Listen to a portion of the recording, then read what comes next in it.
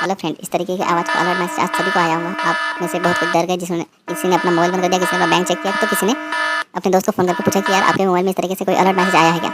ये डरने की कोई ज़रूरत नहीं है। ये एक भारत सरकार के द्वारा जारी अलर्ट था, जिसमें ये चेक किया गया है कि सभी तक के हमारी सूचना पहुँचेंगी या नहीं पहुँचेंगी। किसी आने वाले टाइम में कुछ बुरा वक्त होता है या किसी तरीके से कोई हालात बनते हैं, तो इस तरीके से अलर्ट मैसेज भेजकर आपको सूचना दी जाएंगी। बस ये एक चेक था, अरे ना, इसे लोगों को बताइए, समझाइए और सरकार को सहकार कीजिए। जय हिंद, जय भारत, वंदे मातरम।